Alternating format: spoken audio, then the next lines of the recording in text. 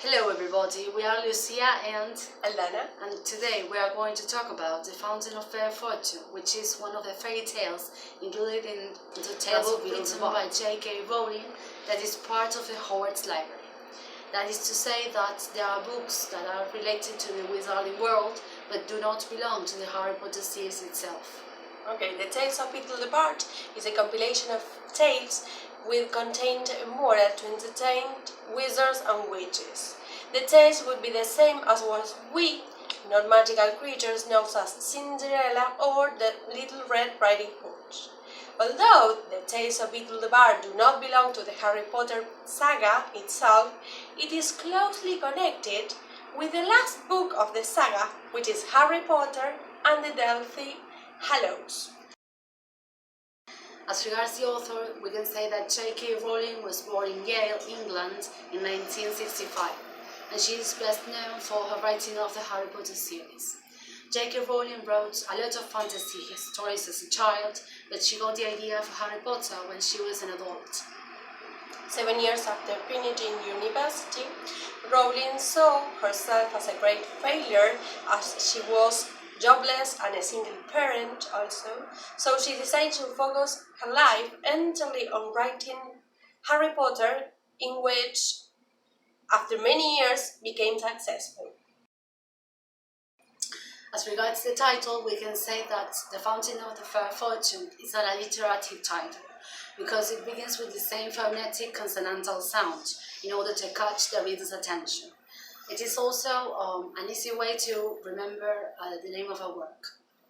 Okay, now talking about the word fortune, it is considered to be a polysemous word as it has more than one meaning. Fortune can be destiny, wealth, and also luck. Okay, talking about the plot, we can say that the story takes place in an enchanted garden that has this magical fountain which people go to grant a wish to a person who bathes in it. The garden's doors are opened once a year, and both wizards and muggles come and try to get inside to reach or to face the fountain. Amatha, Athelida, and Asha are three witches that want to bathe in the waters of the fountain. Each of them have a problem or a lack. They all wish for cures for their sadness, and they want to reach the fountain. Athelida has lost her gold and her home, and wants the fountain to relieve her from her poverty. Amata has been deserted by a man she loved, and she wants the fountain to take away her grief. Lastly, Asha is ill and hopes that the fountain will cure her. The three witches then decide and try to reach the fountain together, although only one person should be able to bath in the fountain.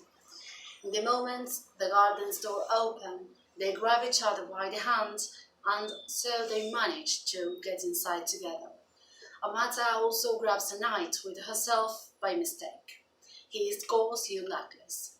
Okay, in their way to find the magical fountain, the four characters are challenged and tested by a series of obstacles that they have to overcome through the story.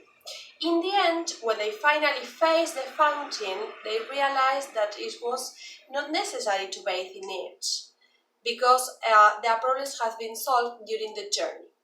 They reach their happiness by themselves, and they never knew that the fountain has no magic.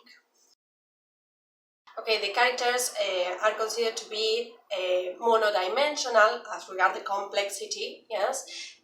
What we know about the witches is that they have a luck and a wish, and that is pretty much all.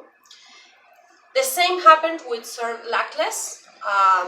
All we know about him is that he has no luck, no skill, and also no magic.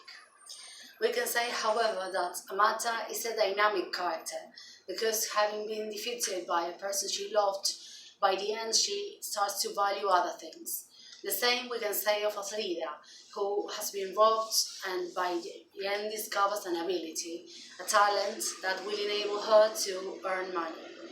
Asha, who was sick of malady, on the contrary, is static, because she doesn't change throughout the story. She just finds a cure for her illness. The characters then don't have a function but a role. All of them are heroes and helpers at the same time. As for the fountain, we can say that it's the object of search, like the princess would be in a normal fairy tale. Talking about focalization, we can say that the characters are external focalizer. What is told by the narrator is actually happening now and not in other characters' mind. Also, we can say that there is a chronological arrangement of the events, yes, no jumping into the past, not into the future. As regards the setting, another characteristic that we find in the traditional fairy tale that we find here in this story is that there is no time reference whatsoever. And as regards the place, we can say that it occurs in an explicitly distant place. Because there's Heinz Hill, for example. Yeah. The Fountain of the Fair Fortune differs from the traditional fairy tales in many ways. For example, magic plays no role on resolving the plot, yes, although the characters don't know it at the end. And also the language in this story is not simply like in the traditional fairy tale. The vocabulary used is quite complex and highly descriptive, and therefore it is not easy If we to read compare it. characters in this story, the witches and the knights go out in search of what they want. They don't just sit there and wait for Prince Charming or some god fairy to solve their problems.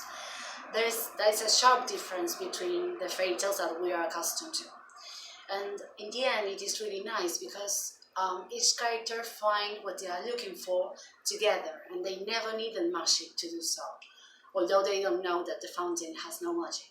It is also really cool that they continue their journey together, even when they knew only one would bathe in the fountain.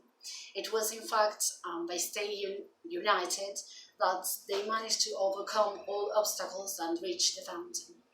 It is remarkable, I think, this sense of friendship they have and how they would never leave the other alone. In the end, they achieved their goals unitedly. Well, to sum up, as regard the morals that they give us, I think that it's a very nice story because it has a message inside it. Not only for wizards but also for us. Yeah. If you stop to think after reading it, you will realize that what the story tells is not in fact about witches using magic to get easily what they want, yes, but about people working together, helping each other to be successful, no matter the differences they have. One has to find the resources inside oneself, yes, and be aware of one's skills and also strength. So why is the fountain fair? Because it gives the characters what they need and not what they want. And well, that is all for now. We hope you have enjoyed the video. Bye-bye. Yes, bye bye.